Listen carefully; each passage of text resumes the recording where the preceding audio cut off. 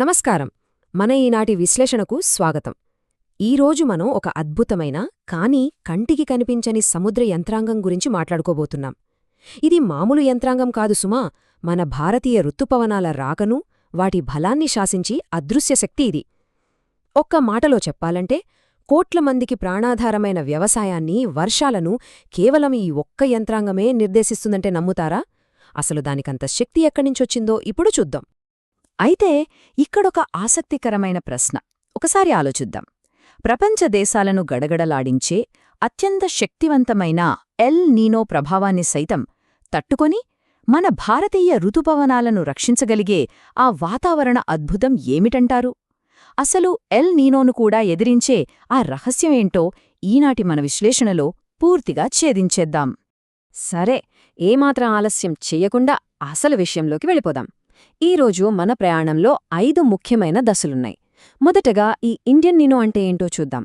ఆ తర్వాత దాని పాజిటివ్ ఫేజ్, నెగటివ్ ఫేజ్ గురించి తెలుసుకుందాం. నాలుగోది అయోడి మరియు ఎన్జో మధ్య ఉన్న సంబంధం. ఇక చివరగా ఈ ప్రభావాన్ని శాస్త్రవేత్తలు ఎలా కొలుస్తారో చూద్దాం.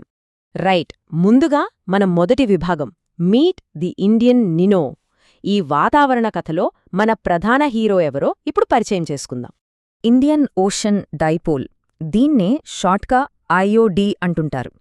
చాలా సింపుల్గా చెప్పాలంటే పశ్చిమ మరియు తూర్పు హిందూ మహాసముద్రాల ఉపరితల ఉష్ణోగ్రతల మధ్య ఉండే భారీ వ్యత్యాసాన్నే ఇలా పిలుస్తారు. ఇది అచ్చం మనం ఆడుకునే సీసా, అదేనండి, తూగుడు బల్లలాంటిదన్నమాట. సముద్రంలో ఒకవైపు బాగా వేడెక్కి మరోవైపు బాగా చల్లబడితే అప్పుడు ఈ వాతావరణ డైపోల్ ఉద్భవిస్తుంది. దీన్ని భౌగోళికంగా కొంచెం అర్థం చేసుకుందాం.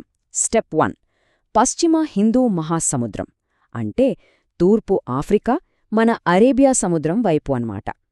ఇక స్టెప్ 2, తూర్పు హిందూ మహాసముద్రం. ఇది ఇండోనేషియా, ఆస్ట్రేలియాలకు దగ్గరగా ఉంటుంది. ఈ రెండు వేర్వేరు ధృవాల లొకేషన్స్ని కాస్త స్పష్టంగా అర్థం చేసుకోవాలి. ఎందుకంటే రాబోయే వాతావరణ మార్పులన్నీ ఈ రెండు ప్రదేశాల చుట్టూనే తిరుగుతాయి. ఇకపోతే రెండో విభాగం, ద పాజిటివ్ ఫేజ్. దీన్నే ఋతుపవనాల మిత్రుడు అని కూడా అనొచ్చు. ఈ ఇండియన్ నీనోకి ఇదొక మంచి కోణమన్మాట. ఇక్కడ ఈ ఉష్ణోగ్రతల విభజనను ఒక్కసారి గమనిద్దాం. చాలా ఆసక్తికరంగా ఉంటుంది. పాజిటివ్ ఫేజ్లో పశ్చిమ హిందూ మహాసముద్రం బాగా వేడిగా మారుతుంది. అదే సమయంలో కరెక్ట్గా దానికి ఆపోజిట్ డైరెక్షన్లో అంటే ఇండోనేషియాకు దగ్గరగా ఉండే తూర్పు హిందూ మహాసముద్రం బాగా కూల్గా అయిపోతుంది. చూసారా ఎంతటి స్పష్టమైన వ్యత్యాసమో? మరి ఈ ఉష్ణోగ్రతల మార్పు వల్ల ఏం జరుగుతుందో తెలుసా? ఇదొక చైన్ రియాక్షన్ లాగా పనిచేస్తుంది. తూర్పువైపున నీరు చల్లబడగానే మేఘాలు, వర్షపాతం నెమ్మదిగా పశ్చిమం వైపుకి షిఫ్ట్ అవుతాయి. దీనివల్ల ఆఫ్రికా దగ్గర వర్షాలు అమాంతం పెరిగిపోతాయి. ఇంకా ముఖ్యమైన విషయమేంటంటే భారతదేశం వైపు వీచే గాలులు బాగా స్ట్రాంగ్ అయ్యి సముద్రం మీదున్న భారీ తేమను మన దేశం వైపుకు తోసేస్తాయి. దీనివల్ల జరిగే గ్లోబల్ ఇంపాక్ట్స్ మామూలుగా ఉండవు. తూర్పు ఆఫ్రికాలో ఏకంగా భారీ వరదలొస్తాయి. అటు ఇండోనేషియా, ఆస్ట్రేలియాలో చూస్తే కరువు పరిస్థితులు ఏర్పడతాయి. కానీ అదృష్టవశాత్తు మన భారతదేశానికి మాత్రం ఇదొక వరం లాంటిది. ఉదాహరణకు 2019 సంవత్సరాన్నే తీసుకోండి.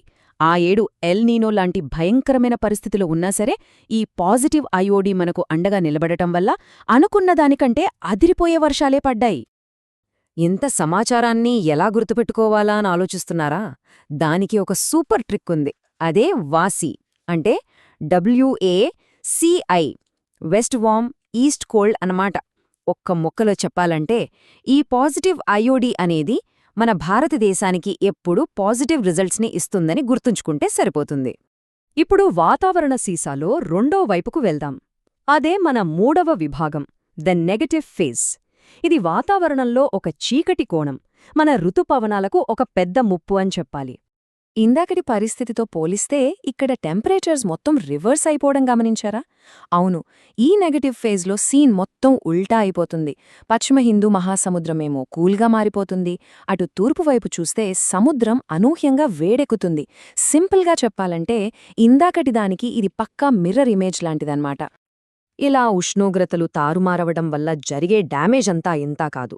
భారీ వర్షాలు, ఆ తేమ అంతా ఇండియా, ఆఫ్రికాల నుంచి పక్కకు మళ్ళిపోయి డైరెక్ట్గా ఇండోనేషియా, ఆస్ట్రేలియా వైపు వెళ్ళిపోతాయి. దీనివల్ల మన ఋతుపవనాలు చాలా వరకు వీక్ అయిపోతాయి. పాపం మన వ్యవసాయ రంగం తీవ్రమైన ఒత్తిడిలో పడిపోతుంది. కరువు ప్రమాదాలు కూడా విపరీతంగా పెరిగిపోతాయి. ఇందాకట్లాగే దీనికి కూడా ఒక చిన్న మెమరీ ట్రిక్ ఉందండోయ్. అదే వా అంటే WEWA, west cold, east warm అన్నమాట. ఈ 2 ట్రిక్స్ మైండ్లో ఉంటే చాలు, ఈ పాజిటివ్ నెగటివ్ ఫేజ్ల మధ్య ఉన్న తేడా ఏంటో ఎప్పటికీ కన్ఫ్యూజ్ అవ్వం. ఇక మనం 4వ విభాగానికి వచ్చేద్దాం, అయోడి మరియు ఎన్సో. ఇక్కడ మనం ఇద్దరు అన్నదమ్ముల్లాంటి శక్తివంతమైన వాతావరణ స్థితుల మధ్య ఉన్న ఒక రకమైన పోటీని చూడబోతున్నాం. ఇక్కడో చాలా ముఖ్యమైన పాయింట్ మనం అర్థం చేసుకోవాలి. ఈ 2 వేర్వేరు మహాసముద్రాల్లో పనిచేసే పూర్తిగా స్వతంత్రమైన వ్యవస్థలు. అయోడి అనేది మన హిందూ మహాసముద్రంలో జరిగే ఉష్ణోగ్రతల వ్యత్యాసం. అదే ఎన్సో అనేది పసిఫిక్ మహాసముద్రంలో జరుగుతోంది. సముద్రాలు వేరైనా ఇవి 2 విడివిడిగా మన ఋతుపవనాలను తీవ్రంగా ప్రభావితం చేయగల దమ్మున్న వ్యవస్థలే. మరి ఈ 2 మహావ్యవస్థలు కలిస్తే పరిస్థితేంటో తెలుసా? ఇక్కడే అసలు ట్విస్ట్ ఉంది. ఎల్నినో ఉన్న టైంలో ఈ పాజిటివ్ ఐఓడి కనుక సపోర్ట్ చేస్తే కరువు ఎఫెక్ట్ తగ్గి ఋతుపవనాలకు భలే బూస్ట్ దొరుకుతుంది. కానీ ఎల్నినోకి ఆ నెగటివ్ ఐఓడి జతకలిస్తే మాత్రం ఇక అంతే సంగతులు. దేశంలో అత్యంత భయంకరమైన కరువొచ్చే ప్రమాదముంది. అదే సమయంలో లానినాకి ఈ పాజిటివ్ ఐఓడి తోడైతే విపరీతమైన వర్షాలు పడి ఊళ్లకు ఊళ్లే మునిగిపోయే వరదలు కూడా రావొచ్చు. సముద్రాలు ఎలా ప్రవర్తిస్తాయి అనే విషయంలో ఉండే కొన్ని సాధారణ అపోహలను ఇప్పుడు బదలుకొట్టేద్దాం. ట్రాప్ నంబర్ 1, అయోడి అనేది పసిఫిక్ మహాసముద్రానికి సంబంధించింది అస్సలూ కాదు. ట్రాప్ నంబర్ 2, పాజిటివ్ అయోడి అంటే సముద్రం మొత్తం వేడెక్కడం అని కాదు, కేవలం పశ్చిమ భాగం మాత్రమే వేడెక్కుతుంది. ఇక last and most important trap 3, అయోడి, ఎన్సో అనేవి 2 ఎప్పటికీ ఒక్కటి కానే కావు. ఇక మన ప్రయాణంలో ఆఖరి విభాగానికి వచ్చేశాం. ఇంత పెద్ద వాతావరణ మార్పులను ఈ సముద్రపు సీసాని శాస్త్రవేత్తలు అసలు ఎలా గణిస్తారో, దాని వెనక ఉన్న సైన్స్ ఏంటో ఇప్పుడు చూద్దాం. ఇక్కడ కనిపిస్తున్న 1999 అనే సంవత్సరాన్ని చూస్తే ఒక ఆశ్చర్యకరమైన నిజం తెలుస్తుంది. వాతావరణాన్ని ఇంతలా శాసించే ఈ భారీ యంత్రాంగాన్ని సజీ మరియు అతని బృందం అధికారికంగా కనిపెట్టింది ఎప్పుడు తెలుసా? కేవలం 1999లోనే. అంటే ఇదంతా మనం చాలా ఇటీవలే తెలుసుకున్న ఒక అద్భుతమైన ఆవిష్కరణ అన్నమాట. భలే ఆశ్చర్యంగా ఉంది కదూ? మరి ఈ వాతావరణ యంత్రం ఎంత బలంగా పనిచేస్తుందో కొలవడానికి ఏమైనా మీటరుందా అంటే ఉంది. దాన్ని డైపోల్ మోడ్ ఇండెక్స్ లేదా DMI అంటారు.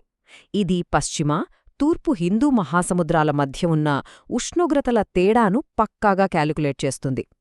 ఈ DMI వాల్యూ కనుక పాజిటివ్గా వస్తే అక్కడ పాజిటివ్ అయోడి ఉన్నట్లు స్పష్టమవుతుంది. ఈ మార్పుల వల్ల ప్రపంచవ్యాప్తంగా జరిగే పరిణామాలను ఎప్పటికీ మర్చిపోకుండా ఉండటానికి ఈ ఒక్క లైన్ గుర్తుపెట్టుకుంటే చాలు.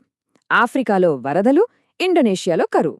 ఈ వాతావరణం చేసే మ్యాజిక్ని కళ్లకు కట్టినట్లు చూపించటానికి ఇంతకంటే పర్ఫెక్ట్ స్టేట్మెంట్ ఇంకొకటి ఉండదు. ఇక ఈ రోజుటి మన విశ్లేషణ మొత్తానికి సంబంధించి ఒకే ఒక్క మోస్ట్ ఇంపార్టెంట్ సూత్రం ఇదిగోండి.